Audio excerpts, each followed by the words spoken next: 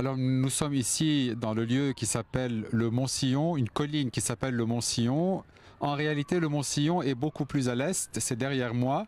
C'était la cité de David qui est plus dans la vallée, mais c'est par extension qu'on a donné le nom de Mont Sillon à toute la colline, depuis l'est jusqu'ici.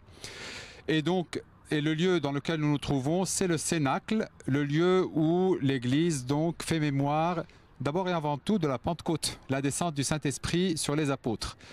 Saint Épiphane, qui est un auteur du IVe siècle, nous dit qu'avant l'an 135, il y avait ici déjà une église. Probablement donc qui faisait mémoire de la descente de l'Esprit Saint dans la chambre haute. Dans les Actes des Apôtres, on nous dit que les 11 apôtres, avec Marie et quelques personnes de la famille de Jésus, étaient ensemble en prière et l'Esprit Saint est descendu sur eux. Peu à peu, s'est associé à cette tradition-là l'autre tradition concernant donc la dernière scène de Jésus qui a eu lieu aussi dans la chambre haute.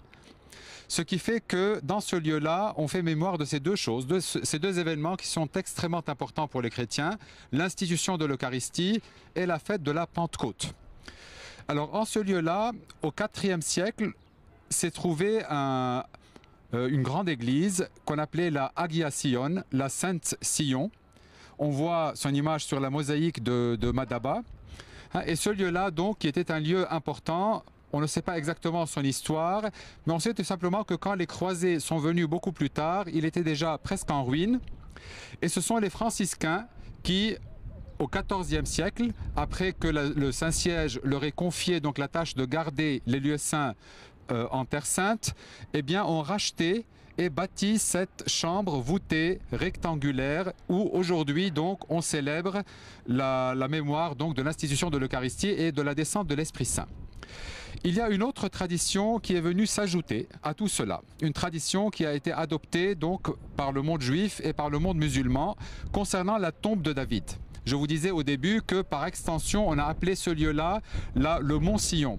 Or dans la Bible on nous dit que David était enterré au Mont Sillon et donc la tradition juive, assez tardive somme toute, a placé en ce lieu-là donc la tombe de David et les musulmans, à partir du XVIe siècle par là, ont transformé donc le lieu de culte et chrétien et juif en une mosquée.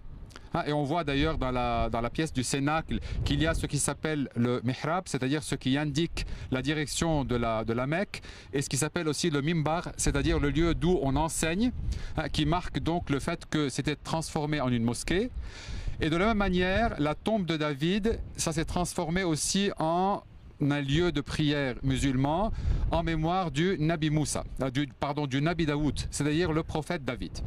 Mais c'est au XXe siècle donc que ce lieu est revenu à son premier usage et aujourd'hui donc c'est un lieu où il y a de rares célébrations mais un lieu qui est vénéré auquel viennent donc les chrétiens de partout dans le monde et le pape lui-même vient ici pour prier dans ce lieu de l'institution de l'Eucharistie et du don de l'Esprit Saint.